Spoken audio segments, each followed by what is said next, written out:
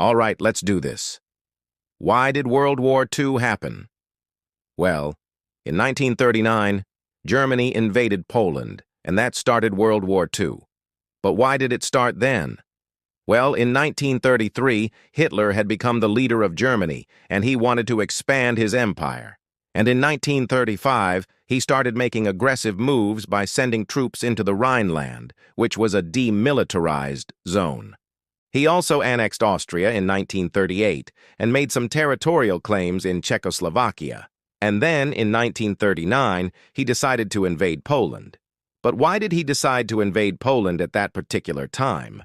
Well, there were a few reasons. First of all, Hitler had always considered the Slavic people to be racially inferior, and he didn't want them to become stronger. And secondly, he wanted to create a buffer zone between Germany and the Soviet Union. And finally, he just felt that the time was right. He thought that France and Britain would not intervene militarily, and he was wrong. They did intervene. But that's a story for another day. So what led up to this? Well, after World War I, Germany was in a bad way. It had lost millions of people, men, women, and children, and it was in bad economic shape. And so when Hitler came along with his promises of national revival and great economic prosperity, many Germans were tempted. And sadly, many of them believed his propaganda about how the Treaty of Versailles was an unjust peace, and that Germany really had not lost World War I. They'd been betrayed by their own government, and he promised to get them back what they'd lost if he were made chancellor. And of course, he did become chancellor, and he did break the treaty, and he did expand German territory. But what happened after that? Well, one reason why Germany was so eager to break the treaty was because the Germans felt that they'd been treated unfairly.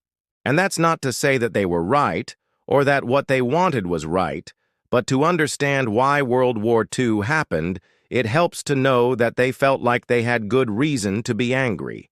Another reason is that the French and British had failed to support the Poles when Hitler had marched into the Rhineland, and so the Poles felt that they couldn't count on anyone but themselves. And finally, Hitler really did believe that the French and the British wouldn't fight.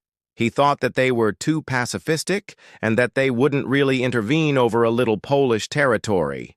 He was wrong, but that's another story.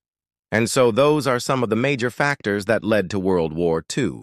There are many more, but this is a 3-minute video. I can only fit so much in here. So make sure to subscribe for me content.